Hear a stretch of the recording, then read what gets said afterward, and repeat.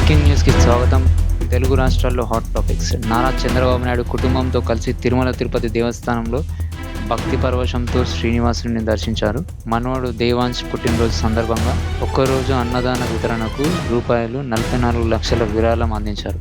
అన్నప్రసాద కేంద్రంలో భక్తులకు చంద్రబాబు నాయుడు కుటుంబం స్వయంగా వడ్డించారు. ప్రజలతో మమేకమై సమస్యలు తెలుసుకుంటూ నాయకత్వాన్ని మరోసారి చూపించారు. నరేంద్ర మోదీ ఏప్రిల్ 2వ వారంలో హైదరాబాద్ పర్యటనకు సిద్ధమవుతున్నారు. కేంద్ర ప్రాజెక్టులకు శంకుస్థాపనలు, ప్రారంభోత్సవాలతో అభివృద్ధికి ఊపిరి పోసే కార్యక్రమాలు చేపడతారు.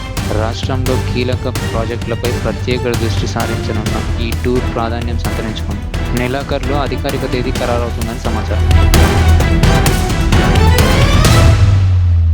పార్టీ మారనున్న కాంగ్రెస్ సీనియర్ నేత జీవన్ రెడ్డిని బుజ్జగించే ప్రయత్నాలు కొనసాగుతున్నాయి. మంత్రులు శ్రీధర్ బాబు, లక్ష్మణ్, ఎమ్మెల్యే సత్యంతో గంటకు పైగా సమావేశం జరిగింది. జీవన్ రెడ్డి 4 దశాబ్దాల కృషిని గుర్తించాలని మంత్రులు ప్రతిపాదించారు. తన నిర్ణయంలో ఎలాంటి మార్పు లేదని జీవన్ రెడ్డి స్పష్టం చేశారు.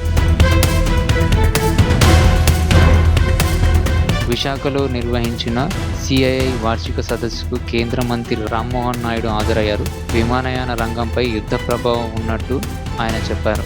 రైల్వే జోన్ ప్రధాన కార్యాలయం నిర్మాణం కొనసాగుతున్నట్లు, కేకే లైన్ కోసం చర్చలు జరుగుతున్నట్లు ఆయన పేర్కొన్నారు. అలాగే జూన్లో భోగాపురం ఎయిర్పోర్ట్ ప్రారంభం కానుందని తెలిపారు.